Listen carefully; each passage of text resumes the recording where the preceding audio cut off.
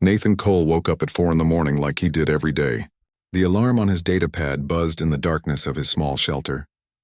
He reached over and turned it off without opening his eyes. For a moment, he lay there in the narrow bed, feeling the emptiness of the room around him. 2 years had passed since the accident, 2 years since the mine collapse that took Lisa and their unborn son. Nathan still could not think about that day without feeling like someone had reached into his chest and crushed his heart with their bare hands. He forced himself to sit up.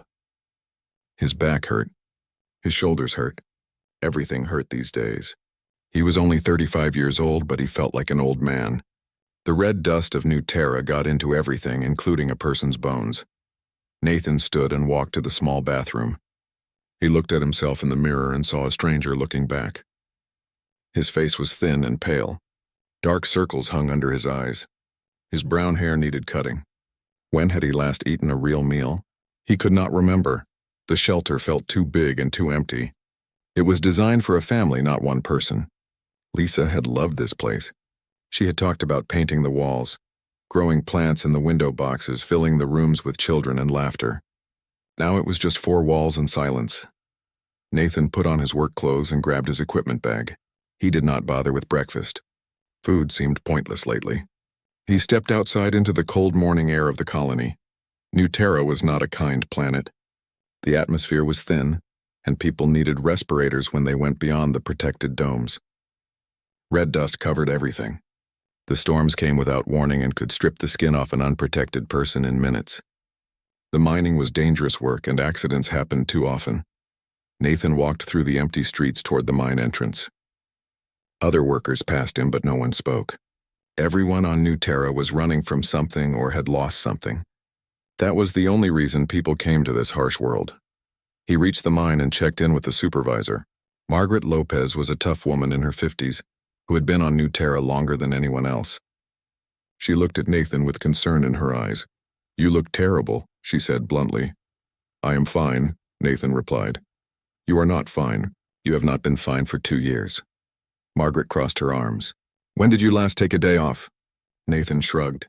He honestly could not remember. "When did you last eat a proper meal?" Another shrug. Margaret sighed. "Nathan, you are killing yourself. Working 18-hour shifts, skipping meals, never taking breaks. Lisa would not want this." The sound of his wife's name made Nathan flinch. "Do not talk about her. Someone needs to talk about her because you will not." Margaret's voice was firm but not unkind. "You think working yourself to death honors her memory? It does not. It just makes her death count for 2 instead of 1. Nathan said nothing. He picked up his helmet and started to walk toward the elevator that led down into the mines. "Wait," Margaret called after him. "I want to show you something." She pulled out her datapad and brought up a file. "The Colonial Bride Program. You heard of it?" Nathan had heard of it. The government program brought women from overcrowded Earth to the frontier colonies. Men who needed wives could apply. Women who needed new lives could volunteer. It was a practical solution to 2 problems. "Why are you showing me this?" Nathan asked. "Because you need someone, Nathan. You need a reason to come home at night. You need someone to cook for, to talk to live for." Margaret pushed the datapad toward him. "Just look at it. Think about it." "I do not want to replace Lisa," Nathan said quietly. "I am not asking you to replace her. I am asking you to keep living." Margaret's eyes were serious. "Lisa is gone. I am sorry, but she is gone. You are still here. You need to decide if you want to stay that way." Nathan took the datapad and looked at the application form. It asked for basic information: age, occupation, living conditions, expectations. There was a section where he could write what kind of person he was looking for. "I will think about it," he said. "Good. Now get to work. But only a normal shift today. 8 hours, Nathan. I will send you home myself if you try to stay longer." Nathan nodded and headed down into the mines. The work was hard and dangerous, but he preferred it that way. When he was working, he did not have to think. He did not have to feel hours passed in darkness and dust. Nathan and his crew drilled into the rock, extracting the valuable minerals that made New Terra profitable enough to support human life. The work required focus and strength. One mistake could cause a collapse. One moment of carelessness could kill someone. Nathan had stopped caring if that someone was him. When his shift ended, he returned to the surface. Margaret was waiting for him at the check-in station. "You still have that datapad?" she asked. Yes. Are you going to fill out the application? Nathan hesitated. Part of him wanted to throw the data pad away and forget the whole thing. Part of him was so tired of being alone that it hurt worse than any physical pain. Maybe, he said. That is better than no. Margaret patted his shoulder. Go home, eat something. Fill out the form. What is the worst that could happen? Nathan went back to his empty shelter. He heated up a meal pack and forced himself to eat it. It tasted like nothing, but Margaret was right. He needed to eat. He sat down at his small table and opened the data pad. The application stared back at him. What did he want? What could he even offer someone? He started typing slowly. He wrote about New Terra and how hard life was here. He wrote about the dangers and the dust and the long hours. He wrote about Lisa and the accident. He wrote about his grief. He did not try to make himself sound good. He did not try to hide the truth. If someone was going to come to this planet and share his life, they deserved to know what they were getting into. In the section asking what kind of person he wanted, Nathan paused. What did he want? He thought for a long time before typing. Someone kind. Someone honest. Someone who can handle hard things. Someone who will not give up easily. Someone who needs a new start as much as I do. He read over his words. They sounded desperate and broken. They probably were. But they were honest. Nathan submitted the application before he could change his mind. The screen showed a message. Application received. You will be notified if a match is found. He set down the data pad and looked around his empty shelter. For the first time in 2 years, he felt something other than numbness. It was not hope exactly. It was too small and fragile to be called hope. But it was something. Maybe Margaret was right. Maybe he did need someone. Maybe he was ready to try living again instead of just existing. Nathan lay down in his bed and closed his eyes. Tomorrow would be another long day in the mines.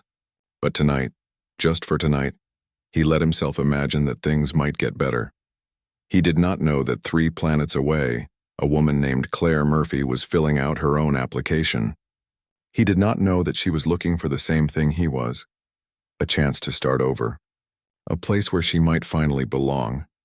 He did not know that his simple, honest words would reach across the stars and give hope to someone who had almost given up. But he would find out soon enough. Claire Murphy had spent 3 months in cryosleep dreaming of her new life. When she finally woke up in the medical bay of the transport ship, her first thought was that today everything would change. Today she would meet Gregory Kane, the man who had chosen her profile. Today she would start fresh on New Columbia, a thriving colony world where her skills as an agricultural scientist would finally matter. The medical staff checked her vital signs and cleared her for arrival. Claire changed into the nice dress she had packed for this moment. It was blue and simple, and she had spent more money on it than she could really afford. She wanted to make a good first impression. Other women from the Colonial Bride program were getting ready around her. They chatted excitedly about meeting their matches. Claire felt her stomach twist with nerves. She had been rejected so many times in her life. By employers who said she was overqualified but really meant she was overweight. By men who took one look at her and decided she was not worth their time. By a society that measured her worth by the number on a scale instead of the knowledge in her head. But this was supposed to be different. Gregory had seen her photos. He had read her profile. He knew she held 3 degrees in xenobotany and sustainable farming. He had written to her about needing someone to help develop New Columbia's agricultural sector. He had said her expertise was exactly what the colony needed. Claire touched the data pad in her bag where she had saved all his messages. She had read them so many times she had them memorized. He had seemed kind and intelligent. She had let herself hope. The transport ship docked at New Columbia's orbital station. From there, Claire and the other women took a shuttle down to the planet's surface. New Columbia was beautiful from space. It had blue oceans and green continents. It looked almost like Earth. The shuttle landed at the main spaceport. Claire's heart pounded as she walked down the ramp with the other brides. The processing center was huge and crowded. Men stood in groups waiting for their matches. Officials directed the women to different areas. Claire scanned the crowd for Gregory. She had his photo memorized. Tall, dark hair, about 40 years old. There he was, standing near the front with a group of other well-dressed colonists. She walked toward him with a smile. Gregory, I am Claire Murphy. Gregory turned and looked at her. His eyes traveled from her face down her body and back up again. His expression changed from expectation to disappointment to disgust in the span of seconds. "You," he said flatly. "You are Claire Murphy?" "Yes." Claire's smile faltered. "I am so happy to finally meet you in person." "This is not acceptable." Gregory's voice was loud enough that people nearby turned to look. "Your photos must have been old or edited or something. You did not look like this in your profile." Claire felt her face burn. "My photos were recent. They were honest. I never tried to hide anything. I requested someone fit and healthy, someone who could handle the physical demands of colony life." Gregory's face twisted with anger. "You are not what I expected at all." "I am healthy," Claire said quietly. "My medical records are all in my file. I passed every physical requirement for the program. Medical records do not mean anything when I have to look at you every day." Gregory turned to a nearby program official. "I reject this match. I want a refund and a new candidate immediately." The official, a tired-looking woman with gray hair, checked her datapad. "Sir, you have the right to reject a match, but refunds are not automatic. And Miss Murphy has traveled 3 months to get here. That is not my problem." She misrepresented herself. "Look at her." Claire stood frozen as dozens of people stared at her. The other brides and their matches watched with a mixture of pity and judgment. Some of the men shook their heads. Some whispered to each other. "I did not misrepresent anything," Claire said, trying to keep her voice steady. "Everything in my profile was honest. Then you used camera angles or lighting tricks or something. This," Gregory waved his hand at her, "is not what I agreed to. I will not accept damaged goods." The words hit Claire like a physical blow. Damaged goods. She had heard variations of that phrase her whole life, but it never hurt less. The program official put a hand on Claire's arm. "Come with me, Miss Murphy. Let us sort this out." Claire followed the woman to a small office away from the crowd. Her legs felt weak. Her eyes burned with tears she refused to shed in public. "I am very sorry about that," the official said once they were alone. "Mr. Kane had no right to speak to you that way, but he had the right to reject me." Claire's voice was hollow. "Yes. Unfortunately, both parties have the right to reject a match." The woman pulled up information on her screen. "You have 3 options now. You can return to Earth on the next transport, which leaves in 6 months. You would stay in temporary housing here until then. What are my other options? You can try to find independent work here on New Columbia, or you can accept reassignment to a different colonist who is willing to take you."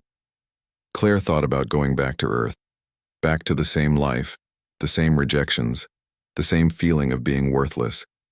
She had spent everything she had to join this program. She had left behind nothing and no one who cared if she stayed or went. "Reassignment," she said. "What does that mean?" The official looked uncomfortable. "There are some colonists whose matches have fallen through multiple times. Men who are less desirable for various reasons. We keep their profiles active in case situations like this arise. Show me." The woman handed Claire a datapad with a list of profiles. Claire scrolled through them with growing dismay. Most were concerning. Men with criminal records, men with violent histories, men who clearly just wanted free labor or someone to control. She kept scrolling. More red flags, more warning signs. Her hope drained away with each profile she saw. Then she found Nathan Cole's profile. His photo showed a thin man with tired eyes and messy brown hair. He looked older than his 35 years. But there was something in his face that was not mean or cruel. Just sad and worn down. Claire read his message. Unlike the other profiles, Nathan did not list demands or expectations. He wrote simply and honestly. He explained that he was a mining engineer on New Terra. He described the planet as harsh and dangerous. He wrote about losing his wife 2 years ago and how he was struggling to keep living. He did not promise wealth or comfort. He only promised respect and honesty. He wrote, "I know I'm not much of a catch. I work too much. I am still grieving. New Terra will try to kill you on a regular basis, but I will never hurt you on purpose. I will never lie to you. And if you need someone who understands what it is like to feel broken, then maybe we can help each other figure out how to feel whole again." Claire read the message 3 times. Something about Nathan's honesty touched her. He was not trying to sell her on a fantasy. He was showing her his scars and saying, "This is what I have to offer." She thought about Gregory's disgust. She thought about all the men on Earth who had looked at her the same way. She thought about spending 6 more months in temporary housing, surrounded by people who saw her rejection. Nathan Cole was on the harshest frontier planet in this sector. He was broken and grieving and probably would be terrible company, but he had written his truth without pretending to be something he was not. Claire had spent her whole life being told she was not good enough. Here was someone who was also not good enough, at least not by normal standards. Maybe 2 not good enough people could make something that worked. She looked up at the official. "I want to accept reassignment to Nathan Cole on New Terra." The woman's eyes widened. "Miss Murphy, you should know that New Terra is classified as a high-risk colony. The conditions there are extremely difficult. The mortality rate is higher than most frontier worlds." "I understand. And Mr. Cole has been matched twice before. Both women rejected him after reading his full file. They said he was too damaged, too depressed. That is fine." The official studied Claire's face. "May I ask why you would choose this match?" "You have other options." Claire thought about it. She could try to stay on New Columbia and face the daily reminder of her public humiliation. She could go back to Earth and everything she had run away from. Or she could go to a planet where life was hard enough that maybe, just maybe, people would care more about what she could do than what she looked like. "Because he was honest," Claire said simply, "and because I would rather go somewhere I am needed than stay somewhere I am judged." The official nodded slowly. "Very well. I will process the reassignment. The next transport to New Terra leaves in 3 days. Can you be ready?" "I am ready now." The woman smiled for the first time. "Good luck, Miss Murphy. I hope you find what you are looking for." Claire spent the next 3 days in temporary housing at the spaceport. She avoided the common areas where the other brides gathered. She did not want to see their happiness or hear about their new lives. Instead, she researched New Terra. She learned about the thin atmosphere and the red dust storms. She read about the mining accidents and the crop failures. She studied the planet's biology and climate. If she was going there, she would go prepared. She also thought about Nathan Cole and his sad eyes in the photo. She wondered what his wife had been like. She wondered if he would regret choosing her the way Gregory had. On the morning of departure, Claire boarded the transport ship with her bags and her 3 degrees and her wounded pride. A few other passengers were heading to New Terra, mostly contract workers and miners. They looked at her curiously but said nothing. As the ship pulled away from New Columbia, Claire looked out the window at the beautiful planet below. She had dreamed of making a life there. Now she was leaving for a world that most people considered a nightmare. But maybe nightmares were honest in a way that dreams were not. Maybe on a planet harsh enough to strip away pretense, she could finally find out who she really was and what she was really worth.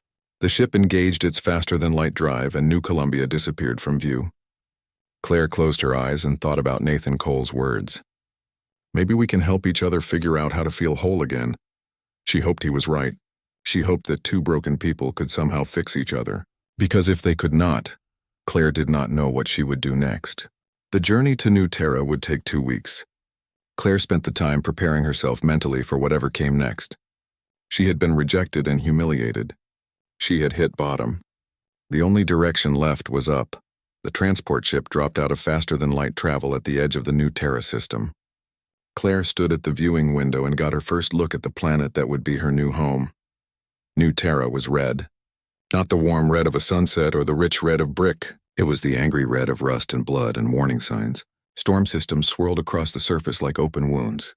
The thin atmosphere made the planet look fragile and hostile at the same time. Claire felt her stomach drop. What had she done? She had chosen this place in anger and desperation. Now she was going to have to live with that choice. The ship descended through the atmosphere. The ride was rough. The thin air meant less cushion between the ship and the ground. Claire gripped her seat and tried not to think about all the things that could go wrong. They landed at the main colony spaceport, which was really just a flat area of ground with a control tower and a few warehouses. Everything was covered in red dust. The buildings looked temporary, like they might blow away in the next storm. Claire gathered her bags and her equipment cases. She had brought everything she owned, which was not much. Clothes, personal items, and most importantly, her research materials and plant samples. If she was going to survive here, she would need to work. The landing ramp lowered and hot, dry air rushed into the ship. Even inside the protected dome that covered the spaceport, the air tasted different. Thin and metallic. Claire took a deep breath and walked down the ramp. The spaceport was busy with workers unloading cargo. No one paid attention to the few passengers. Claire looked around for Nathan Cole. Her datapad had his photo, but she was not sure if he would actually show up. Then she saw him. He stood near the edge of the landing area, wearing work clothes covered in dust. He was thinner than his photo, and the dark circles under his eyes were worse. He looked like a man who had forgotten how to sleep. Claire walked toward him, pulling her bags behind her. Nathan watched her approach with an unreadable expression. "Nathan Cole?" she asked when she reached him. "Yes, you are Claire Murphy." It was not a question. Claire waited for the disappointment, the disgust, the rejection. But Nathan just nodded, as if confirming a fact. "Did you have a safe trip?" he asked. Claire blinked. That was his first question? Yes, it was fine. Good. Let me help with your bags. Nathan reached for her equipment cases. They are heavy, Claire warned. So is everything on this planet. Nathan lifted the cases without much effort. Mining work had made him strong despite his thin frame. My transport is over here. Claire followed him to a battered ground vehicle that looked like it had lost several fights with the red dust. Nathan loaded her bags into the back and gestured for her to get in the passenger seat. As they drove away from the spaceport, Claire stared out the window at her new home. The colony was bigger than she expected, but still small by any real standard. Maybe 5,000 people total. The buildings were functional and plain. Nothing decorative. Nothing pretty. Just structures designed to keep people alive. That is the commercial district, Nathan said, pointing to a cluster of buildings. General store, medical center, administration building. That is the residential area where we live. And that, he pointed to a massive structure on the edge of the colony, is the mine entrance. How deep does it go? Claire asked. 3 kilometers down. We are extracting rare earth minerals. They are valuable enough to make this whole operation worthwhile. Is it safe? Nathan's jaw tightened. No, mining is never safe. But we follow protocols and try not to die. They drove in silence for a while. Claire tried to think of something to say, but everything felt wrong. Finally, Nathan spoke again. I should be honest with you about something. I got your file from the program. I know what happened on New Columbia. Claire's face burned. Oh, Gregory Kane is a fool. Just so you know. Claire looked at Nathan in surprise. He kept his eyes on the road, but his jaw was set in a hard line. You do not have to say that, Claire said quietly. I am not saying it to be nice. I am saying it because it is true. I read your qualifications. 3 degrees. Published research. The work you did on Earth with drought-resistant crops. Kane rejected all of that because of what? Your appearance? He is a fool. Something in Claire's chest loosened slightly. Thank you. Nathan pulled up in front of a small shelter that looked like all the other shelters in the residential area. Plain, functional, covered in red dust. This is home, he said. It is not much. They carried Claire's bags inside. The shelter was clean but sparse. A small living area, a kitchen with basic equipment, a bedroom, and a workshop space. Everything was neat and organized, but it felt empty. Like a place where someone existed but did not really live. Nathan set down the bags and turned to face Claire. His expression was serious. We should talk about expectations, he said. The program requires us to be legally married. But that is just paperwork. You do not owe me anything beyond honest communication and basic companionship. What does companionship mean? Claire asked carefully. It means not being completely alone. Talking sometimes. Maybe sharing meals. I am not expecting anything romantic or physical. You can have the bedroom. I will sleep in the workshop. There is a cot in there. Claire studied his face. He meant it. He was not trying to manipulate her or pressure her. He was offering her safety and space. What if I want to leave eventually? She asked. Then I will help you leave. I will not keep you here against your will. I just ask that you try to stay at least a few months. Give it a real chance before you decide. That seems fair. Nathan nodded. Good, are you hungry? I have meal packs. They are not great, but they are food. I can cook, Claire said. If you have ingredients. I have basic supplies. Nothing fresh, obviously. We do not have successful farms here yet. Everything comes from hydroponics or from supply ships. Yet, Claire repeated. That means you think it is possible to have farms here. I think you are the expert on that, not me.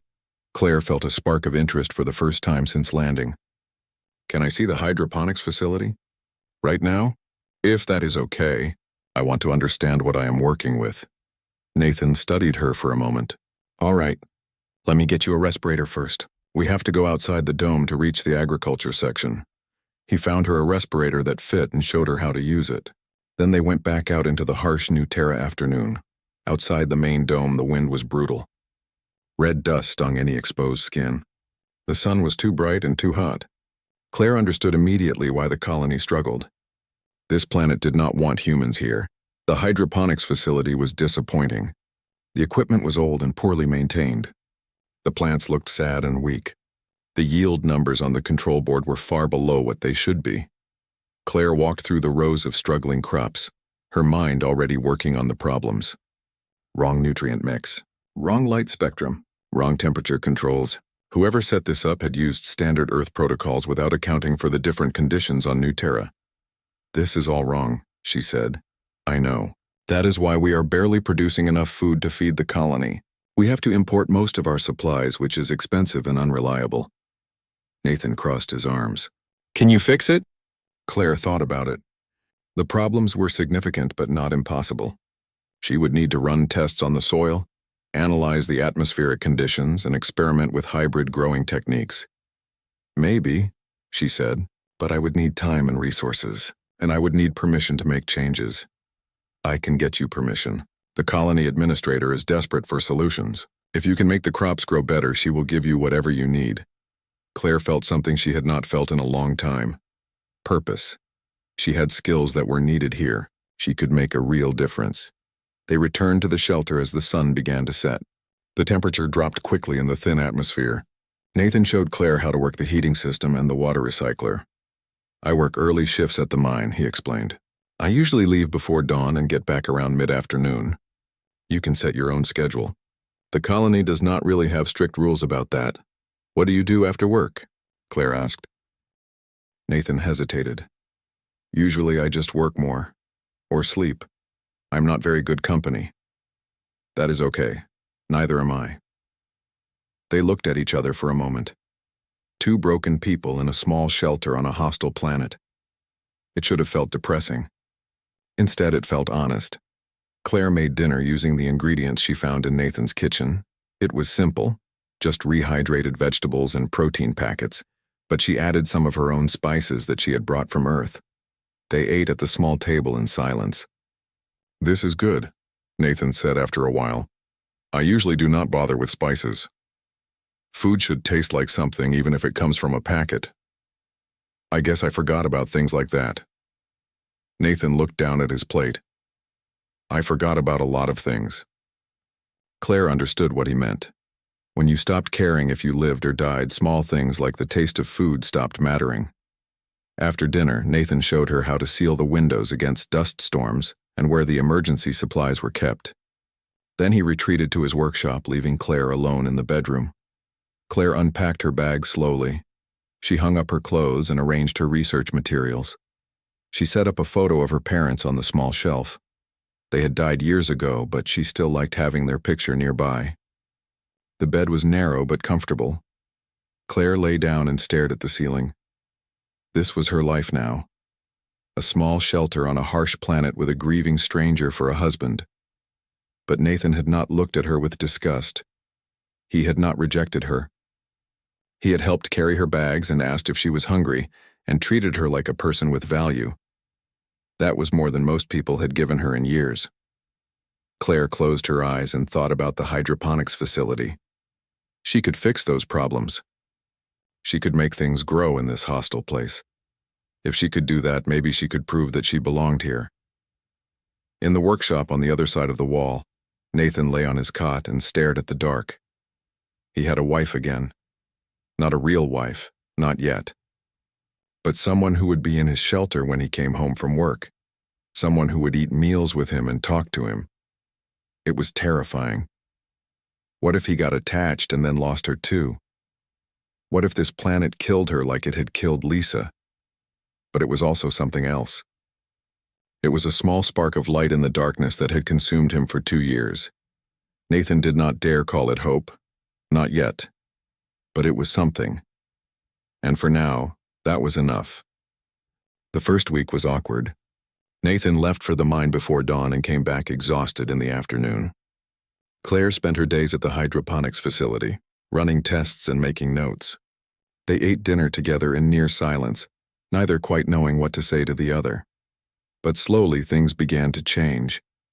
Claire started cooking real meals instead of just heating up packets. She used her knowledge of nutrition to make sure Nathan was eating properly. He was too thin, and she could see the exhaustion in his face every day. "You need to eat more," she told him one evening. "I eat enough," Nathan replied.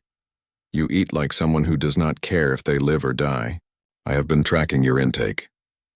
You are running a serious calorie deficit for the amount of physical labor you do." Nathan looked at her with surprise. "You have been tracking what I eat?" "Yes, it is basic science. Input versus output. You are going to damage your health permanently if you keep this up." Claire pushed another serving toward him. "Eat," Nathan ate. He found himself oddly grateful that someone cared enough to notice. As the days passed, they began to talk more. Not about deep things at first, just simple conversation about their work. Claire told him about the problems she was finding in the hydroponic systems. Nathan told her about the new mineral vein they had discovered in the mine. "I think I know why the crops are failing," Claire said one evening over dinner. "The standard nutrient mix does not account for the higher iron content in New Terra's water. The plants are basically being poisoned slowly. Can you fix it?" "Yes, I need to create a custom nutrient formula and adjust the growing medium. It will take some experimenting, but it should work." Nathan smiled slightly. It was the first time Claire had seen him smile. "The colony administrator will be happy to hear that. Helen Carter has been pulling her hair out over the food shortage. Can you introduce me to her?" "I will take you tomorrow." Nathan kept his promise. The next day he took Claire to meet Helen Carter, the colony administrator. Helen was a no-nonsense woman in her 50s with sharp eyes and gray hair pulled back in a practical bun. "So you are the agricultural expert," Helen said, looking Claire up and down. "Nathan says you think you can fix our crop problems." "I can fix them," Claire said firmly. "But I need resources, better equipment, freedom to experiment, and access to the colony's botanical database." "What kind of timeline are we talking about?" 3 months to develop the right protocols. 6 months to see significant improvement in yields. A year to get us to full food independence." Helen studied Claire's face. "That is a bold claim. Other experts have tried and failed. Other experts used Earth standard methods. This is not Earth. The soil is different. The water is different. The light from the sun is different. You need someone who understands xenobotany, not just regular farming." Helen glanced at Nathan, who nodded. She knows what she is talking about. "All right," Helen said. "You have your resources, but I am going to hold you to that timeline." Claire got to work immediately. She spent 14-hour days in the hydroponics facility, running experiments and adjusting variables. She tested different nutrient combinations, tried different light spectrums, and experimented with hybrid growing techniques that combined Earth plants with adaptations from New Terra's native lichens. Nathan watched her throw herself into the work with the same intensity he had thrown himself into the mines. But there was a difference. His work was about running away from pain. Claire's work was about building something new. One evening, Nathan came home to find Claire asleep at the kitchen table, her data pad still displaying crop yield calculations. He stood in the doorway and looked at her. She had been on New Terra for almost a month now. She had not complained once about the harsh conditions or the hard work. She had not looked at him with pity or fear. She had just quietly gone about making herself useful. Nathan gently woke her. "Claire, you should sleep in a real bed." Claire blinked up at him, disoriented. "What time is it?" "Late. You fell asleep working again." "Sorry. I was just finishing the nutrient calculations for the next test batch. You do not need to apologize." Nathan helped her stand. "But you need to rest. You are going to burn yourself out." Claire smiled tiredly. "Look who is talking. You work 18-hour shifts in the mine." "Used to. Margaret cut me back to normal hours. She said someone was worried about me." Nathan looked at Claire. "Was that you?" "Maybe. I might have mentioned to Margaret that you were not eating enough and working too much." "You went behind my back to my supervisor?" "Yes, are you angry?" Nathan realized he was not angry at all. He was touched that she cared. No, thank you. Something shifted between them in that moment. They were no longer just two strangers sharing a shelter. They were becoming friends. More weeks passed. Claire's first experimental crops began to show real improvement. The plants were healthier and growing faster. The yield numbers started to climb. Word spread quickly through the colony. The new scientist was getting results. People began stopping Claire in the streets to thank her. Children asked her questions about the plants. Other colonists offered to help with her research. Claire, who had spent years being invisible or rejected, suddenly found herself valued and respected. It was strange and wonderful and terrifying all at once. Nathan noticed the change in her. She walked with more confidence. She smiled more often. She was becoming the person she was supposed to be, and as Claire grew stronger, Nathan found himself growing too. He started coming home at normal hours. He began eating regular meals. He even cleaned the shelter and fixed things that had been broken for months. One evening, Claire came home from the hydroponics facility covered in dirt and grinning. "The second test batch is exceeding all projections," she announced. "We are going to triple our current yields within 2 months." Nathan felt genuine happiness for the first time in years. "That is amazing, and we should celebrate. Do we have anything special to eat?" "Not really. But the general store might have something." They walked to the store together in the evening light. The colony felt different now. Less hostile. Almost like home. They found a bottle of fruit juice that was expensive but worth it for the occasion. They brought it back to the shelter and toasted to Claire's success. "To not starving," Nathan said, raising his cup. "To finding out I am good at something," Claire added. They drank and talked late into the night. Claire told stories about her life on Earth, about the rejections and the struggles. Nathan told her more about Lisa and the accident and his grief. "Do you still love her?" Claire asked quietly. "Yes, I always will." Nathan looked down at his cup. "But I think I am finally ready to keep living." "You did that. You gave me a reason to come home every day. You gave me that too, a home, a place where what I can do matters more than what I look like." "You look fine," Nathan said simply. Claire laughed. "You do not have to say that. I am not just saying it, I mean it. When I look at you, I see someone brilliant and strong and determined, someone who came to the harshest planet in the sector and decided to make it bloom. That is beautiful." Claire's eyes filled with tears.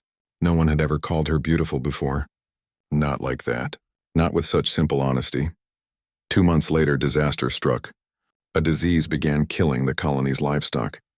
The animals were crucial for protein and dairy production. Without them, the colony would have to import even more food, which they could not afford. Claire threw herself into finding a solution. She worked around the clock, testing native plants for compounds that might combat the disease. She barely ate or slept. Nathan stayed by her side, helping with equipment and making sure she did not collapse. When she needed a sample collected from outside the dome, he went with her into the dangerous terrain. When she needed data analyzed, he helped with the calculations even though biology was not his field. "Why are you doing this?" Claire asked him one night when they were both exhausted and frustrated. "Because you need help, because this matters, because I care what happens to you." Claire looked at him, really looked at him. Somewhere along the way, Nathan had changed. The haunted look in his eyes had faded. He had gained weight and looked healthier. He smiled now, real smiles that reached his eyes. And somewhere along the way, she had started caring about him too. Not as a stranger who had given her shelter. As a partner. As a friend. As something more. "I care about you too," she said softly. They found a treatment for the livestock disease using compounds from a native lichen. The colony threw a celebration in Claire's honor. People crowded around her, thanking her, praising her, asking for her help with other problems. But Claire's eyes kept finding Nathan in the crowd. He stood off to the side, watching her with pride and something else. Something warm and real.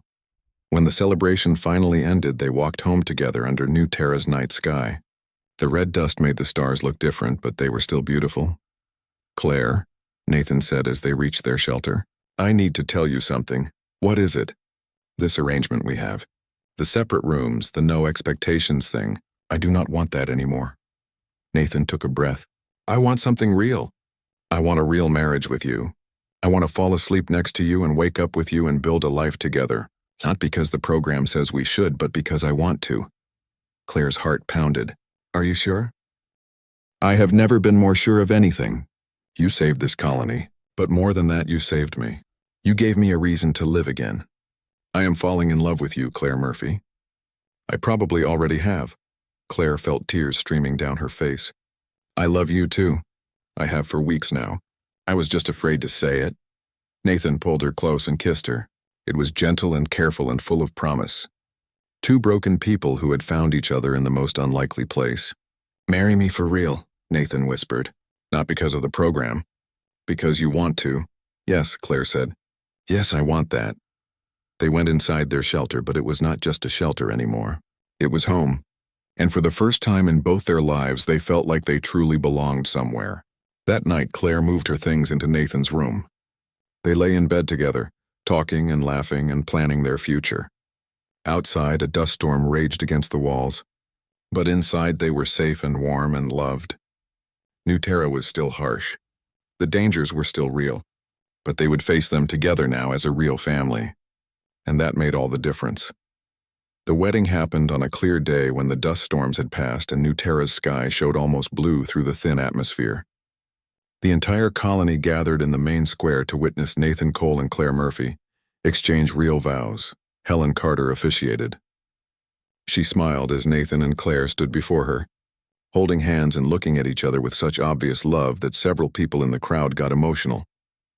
Nathan and Claire came to New Terra separately, both broken in different ways, Helen said. They found each other not in spite of their brokenness, but because of it. They understood each other's pain. And together, they have shown us all what it means to heal and grow and build something beautiful in a harsh place. Nathan spoke his vows first. Claire, you saved my life, not just because you gave me a reason to keep living, but because you showed me how to live with purpose again. You are the strongest, smartest, most determined person I have ever known. I promise to stand beside you, support you, and love you for as long as we both live.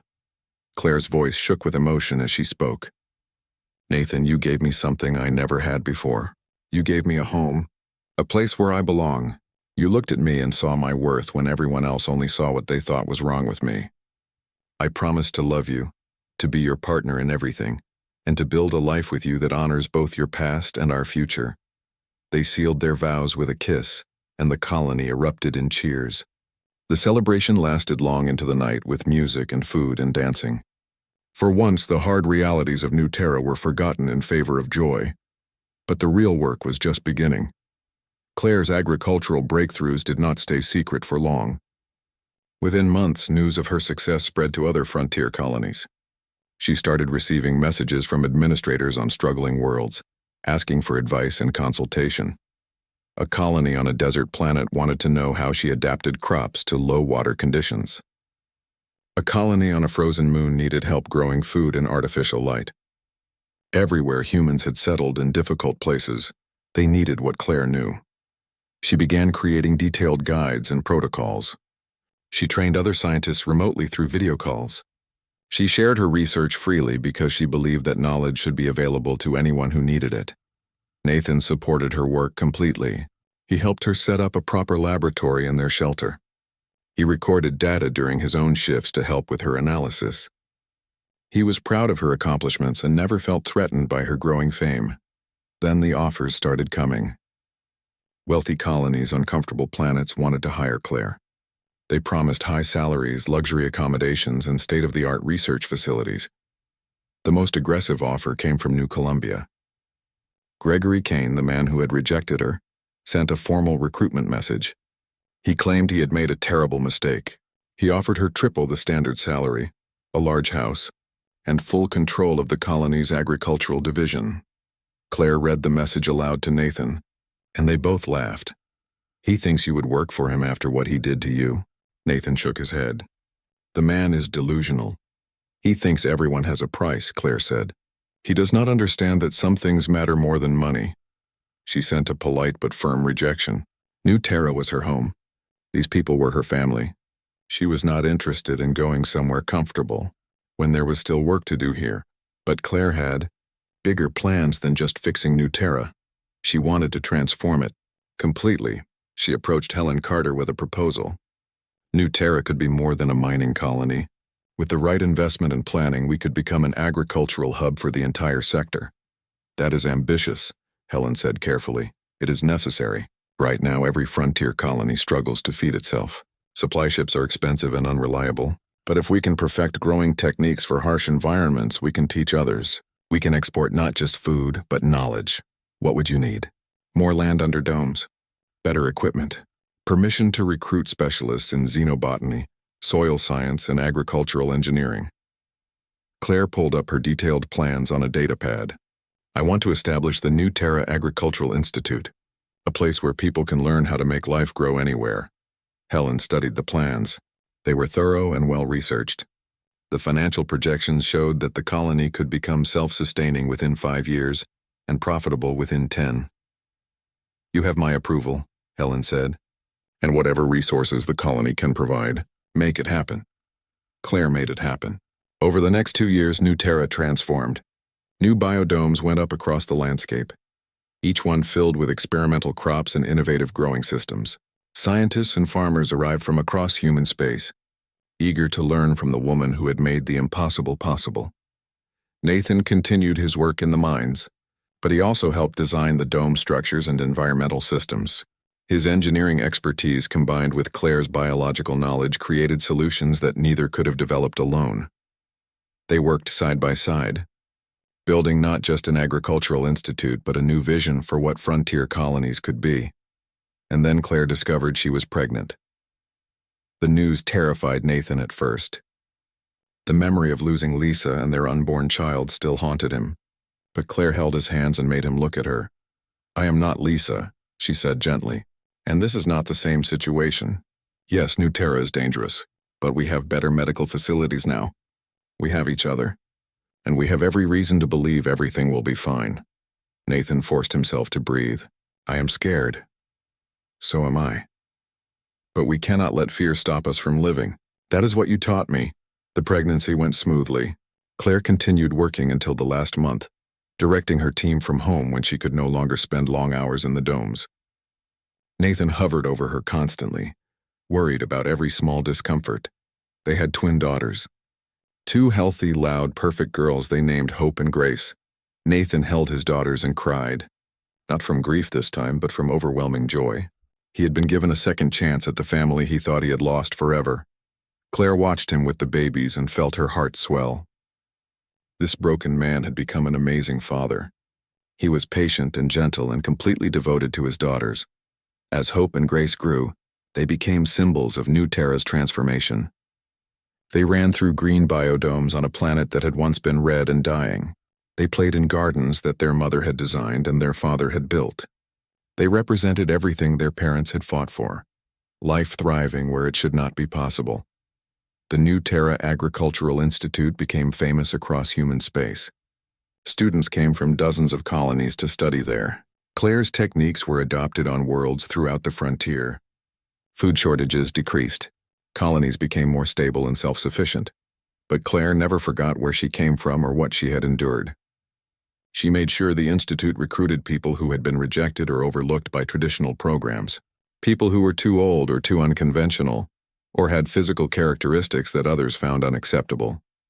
Talent and determination do not have a standard appearance, Claire told her staff. The best scientists I have ever worked with were people others dismissed. We will not make that mistake here. Under her leadership, the Institute became known as a place where ability mattered more than appearance or pedigree. Brilliant minds that had been wasted on Earth found purpose on New Terra. 5 years after Claire's arrival, she received the Colonial Medal of Honor. The ceremony was held on Earth, broadcast across all of human space. Claire stood on stage in a formal dress that fit her perfectly, representing everything she was without apology. The presenter read her accomplishments. The colonies saved. The techniques developed. The lives improved. The Institute built. But Claire's acceptance speech was not about her achievements. It was about what those achievements meant. I was rejected for being too fat, she said bluntly. The audience shifted uncomfortably. A man looked at me and decided that my appearance mattered more than my 3 degrees, my published research, or my expertise. He called me damaged goods in front of a crowd of people. Claire paused. That rejection was the best thing that ever happened to me. Because it sent me to New Terra. It sent me to a place that was desperate enough to care about what I could do instead of what I looked like. And there I met a man who was also rejected, a man others called too broken, too damaged, too grief-stricken to be worth their time. She saw Nathan in the front row, holding hope and grace. He smiled at her with pride and love. Together we proved something important. We proved that human worth cannot be measured by appearance or by pain. We proved that broken people can build beautiful things. We proved that the colonies do not need perfect people. They need determined people. They need people who refuse to give up, even when everyone tells them they are not good enough. Claire held up the medal. This is not just my honor. It belongs to every person who was ever rejected, overlooked, or told they were not enough. It belongs to everyone on New Terra who took a dying world and made it bloom. And it belongs to my husband who taught me that being broken does not mean being worthless. It just means you understand what it takes to heal. The speech went viral across human space. Millions of people heard Claire's words and saw themselves in her story. People who had been rejected, who had struggled, who had been told they were not good enough. The Colonial Bride program changed its policies. They stopped allowing matches to be rejected based solely on appearance. They emphasized skills and character over superficial qualities. Claire's story became part of their training materials, a reminder of what really mattered. New Columbia's administrator reviewed Gregory Kane's position. His rejection of Claire and his later attempt to recruit her showed poor judgment. He was reassigned to a less important role. Meanwhile, New Terra continued to grow. More biodomes went up. More families arrived. More children were born who would never know Earth. Only this red planet that their parents had made green. Claire and Nathan grew old together on the world they had helped transform. They watched their daughters become scientists in their own right. Hope specialized in atmospheric engineering, working to thicken New Terra's atmosphere naturally over generations.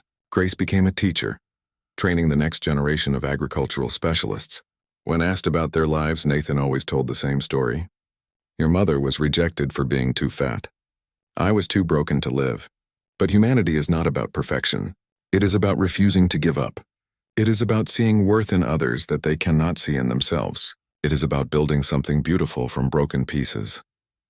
Years later, New Terra was barely recognizable from the harsh mining outpost it had once been.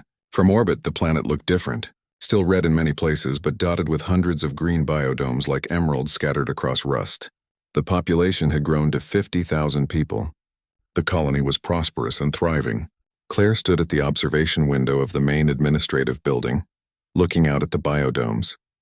She was in her 60s now, her hair gray and her face lined. But her eyes were still sharp and her mind still brilliant. Nathan came up beside her and took her hand. He was gray too, and his body showed the wear of decades of hard work. But he stood straight and strong, no longer the broken man who had arrived at the spaceport all those years ago.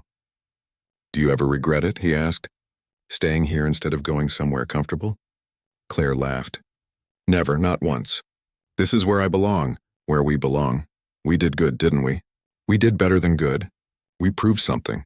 Claire squeezed his hand. We proved that humanity's greatest strength is not in being perfect. It is in our ability to see potential where others see failure, to build futures from broken pasts, to measure worth not by arbitrary standards but by courage and determination and heart. Nathan kissed her temple. I love you, Claire Murphy Cole. I love you too, Nathan Cole. They stood together watching the sun set over the world they had helped create. A world where being different was valued, where being broken was not the end, where everyone had a chance to prove their worth. That was the real story of New Terra. Not just the story of crops and biodomes and scientific breakthroughs, but the story of what humans could accomplish when they stopped judging by surfaces and started seeing what really mattered. It was a very human story. A story of rejection and redemption, of pain and healing, of two people who found each other in the most unlikely place and built something extraordinary together. And that, more than anything else, was what made it a story worth telling.